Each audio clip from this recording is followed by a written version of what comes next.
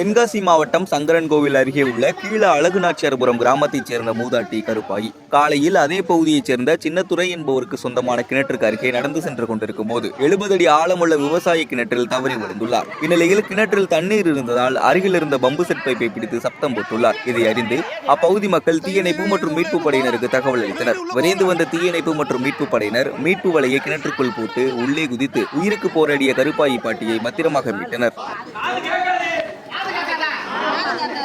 கம்பியை பிடிக்க சொல்லுங்க சார், கம்பியை பிடிக்க சொல்லுங்க. அங்க இருக்கணும் இருங்க.